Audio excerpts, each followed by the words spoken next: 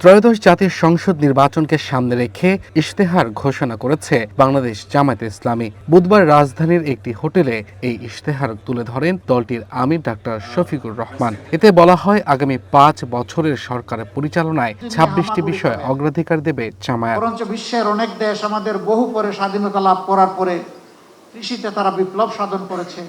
একসময় তাদের দেশ ছিল আমাদের মতো ইম্পোর্ট ডিপেন্ডেন্ট, এখন তারা হয়ে গেছে এক্সপোর্ট ওরিয়েন্টেড।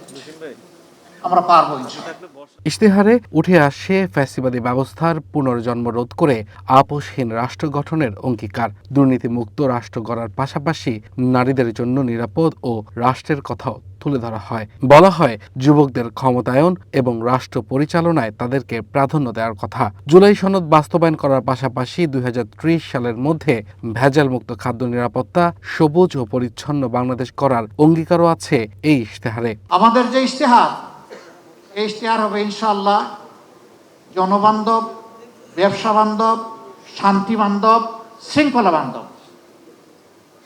আমরা আমাদের ব্যবসার ক্ষেত্রে অবশ্যই প্রাইভেট ভেঞ্চারকে আমরা বেশি উৎসাহিত করব, এটা দেশি এবং বিদেশি। সংখ্যা গুরু কিংবা সংখ্যালঘু নয়, বরং দেশের সব নাগরিকদের অধিকার প্রতিষ্ঠায় গুরুত্ব দেবার কথা জানান দলটি। এছাড়া আধুনিক ও সার্বজনীন স্বাস্থ্যসেবা এবং গরিবদের বিনামূল্যে চিকিৎসা নিশ্চিতের অঙ্গীকারও করেছে জামায়াত। বিশেষ করে মহিলা শ্রমিক যারা থাকবেন, নারী শ্রমিক, তাদের জন্য কর্মঘণ্টার ব্যাপারে আমাদের একটা প্ল্যান আছে, আমরা বলেছি পর্যায়ক্রমে সেটা ইনশাল্লাহ বাস্তবায়িত হবে। এটা যখন বললাম, কারো কারো কপালে চিন্তার ভাস, আর কেউ কারো কারো উল্লাস যে এই একটা ভালো পয়েন্ট পেয়েছি, এবার আরেকটা মিসাইল মেরে দিব জামাত ইসলামের উপর।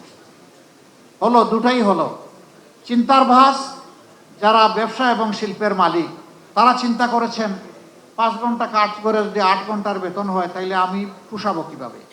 না, আপনি দিবেন কেন? তিনি যে কয় ঘন্টা এখানে শ্রম দিবেন, সেই কয়েক ঘন্টার আপনি দিবেন, বাকিটা সরকারের দায়, সরকারকে দিতে হবে। মায়েরা সমাজ গড়ে দিবেন আর মায়েদেরকে এটুকু সম্মান আমরা দেখাবো না, এটা হতে পারে না। দুনিয়ার বহু দেশে এটা আছে। 6 ঘন্টা, 4 ঘন্টা, 5 ঘন্টা। অনেকে আওয়াজ তুললো, এমনিই নারীরা কর্মক্ষেত্রে সুযোগ পায় কম। এখন যখন নিয়োগকর্তা দেখবে যে তাদের কর্মঘণ্টা কম, তখন আর নিবেই না।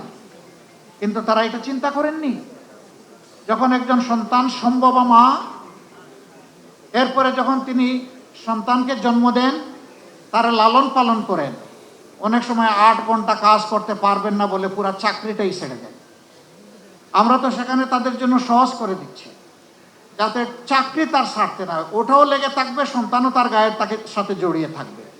এই দুইটার আমরা সমন্বয় ঘটাতে চাচ্ছি। যাতায়াত ব্যবস্থাকে ঢেলে সাজানোর আশ্বাস আছে ইশতেহারে। নিম্ন ও মধ্যবিত্ত পরিবারের জন্য আবাসনের পাশাপাশি নিরাপদ কর্মজীবন ও নাগরিকদের আন্তর্জাতিক মানের সামাজিক নিরাপত্তা নিশ্চিতের অঙ্গীকারও আছে জামায়াতের নির্বাচনী ইশতেহারে। Abdullah Al Mamun, one news, Dhaka.